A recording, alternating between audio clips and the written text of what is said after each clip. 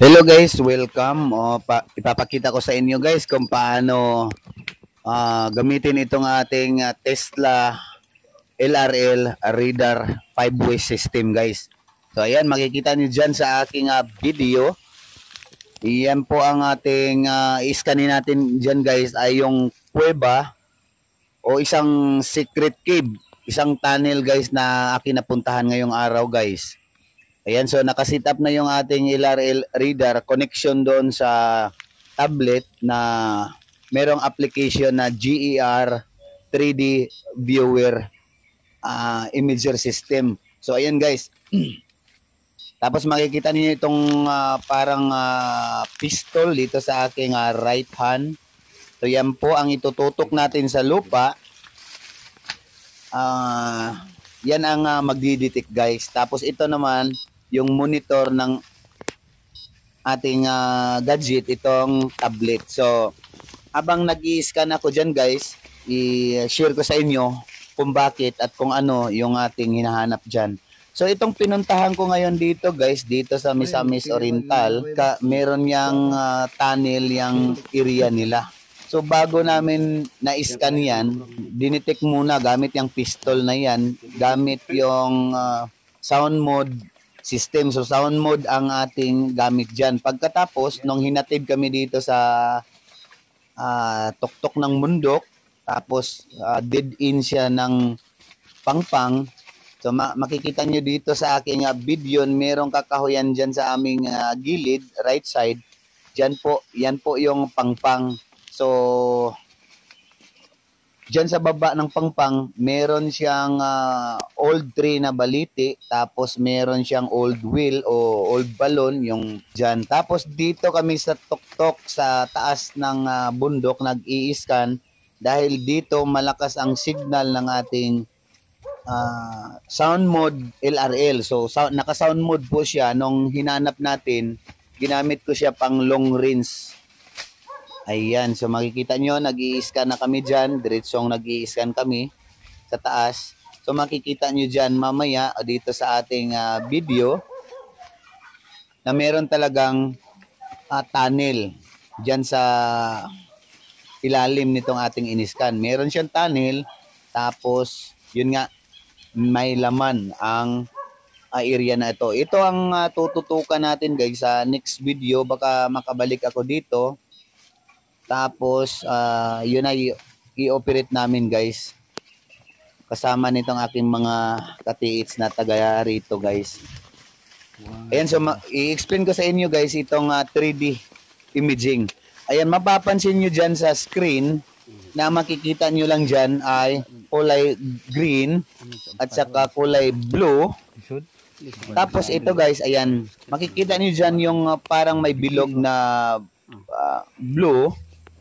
Yan yung tunnel guys sa ilalim. So ang sukat dito nakikita sa ating radar 3D ay nasa 3.42 meters ang lalim. So mula surface yan guys. Mula surface hanggang 342 meters, dyan na po yung edge ng tunnel guys. So ngayon ang gagawin natin, i-interpolate natin siya, i-zoom in natin siya kung may laman ba dyan sa ilalim ng tunnel. Kasi yan nga ang tinuturo ng ating LRL sound mode system. Yung kanina, hindi lang nakita dito sa video dahil madulas po yung lupa dyan at maputik.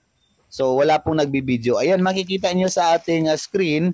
Ayan, yan tinuro ko na yan na parang may pula. Nung sinom ko siya, hindi naman po siya box.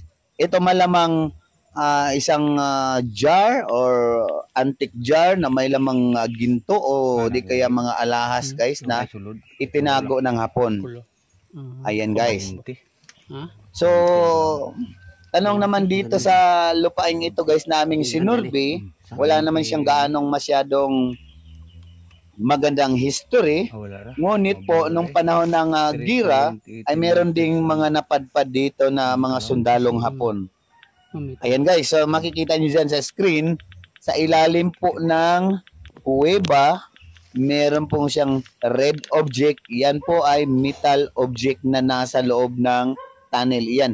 Ibabak natin siya, makikita nyo yung pula na yan, naka-zoom lang yan. Pag i-back siya, nasa loob po siya ng tunnel. Ayan. Diyan po sa may kulay blue, diyan po nakatago yung item, guys. 3 meters madakop. Ayan. 3 meters. Diyan mismo, ayan, sa may tunnel na yan. Ayan, pag in-interpolate natin siya, iniba natin yung kaniyang sensor, ayan, makikita nyo may pula talaga sa ilalim. So, ang sukat yan, guys, ay 3.42 meters, tunnel na siya. Pero hindi pa yung treasure, guys. Malamang yung treasure ay huhukayin pa yan hanggang pailalim. Ayan po, so klarong-klaro na, guys. Ayan. So hindi naman po siya hugis box. Parang scattered metal siya. Possible drum or something. Hindi lang natin alam, guys. So kailangan po natin na it-test digging yan. So sa susunod na explore ko dyan, magiging parto po, ay makikita nyo o isi-share ko rin sa inyo. Di lang ko sigurado kung treasure box or drum, pansyon or tibod. Pero malagmit ko ani, di man siya maklarong box, malagmit tibod di siya kay basta inaning kabukira na. Nya, ang sulod din assorted na dayon. Mga diamond, mga sunsa mga gamit, mga bato, mga mahalon, pelbulawan. Ano siya. Kay kung kita manggid mo ganina, dito tani detect sa long range sa radar. Paingon rin ang hapak, aning baliti nga dako. Unya, bag dito tas babaw, gihatod kita dire. Wala na tay lain nga. Wala na gilain nga prospecting target o na gold kini ra gid area. Wala dito, wala dito sa babaw, wala po sa tabok. Wala dire dapit, zero na diha. Kini good. Kini. Mo gini siya. Kini tungod. Naa sa sulod ani. Sulod ani. Gikan dire 3 meters. 3 meters langob na. Pero kanang langob dili na abli ha. Humok lang ang mga yuta. Humok kay kayon. Padayon pa ilalom. Basta kay 3 meters langob na siya.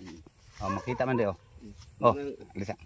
Di man nimo makita ang item dire sa iyang sukod. 3.18 meter tunnel na. Gikan dire sa babaw. Gikan dire. Pag abot sa ilalom kung ato siyang i-zoom in, kung ato siyang tan-awon ang ipasalpak na to ang kuan zoom tuay sulod gid dito sa ilalom teni pula to siniloman wala gilain nga 4 na diyo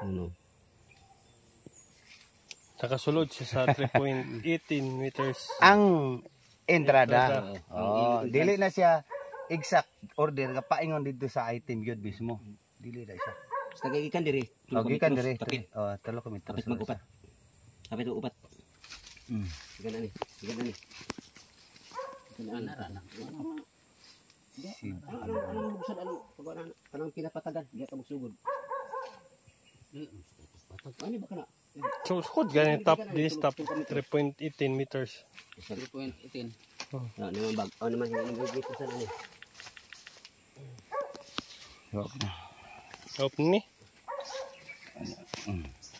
Guys, so retreat na mi ani kay Gaulan Magyapon ang kauban ng bro Edgar. Sila ga bro Babern.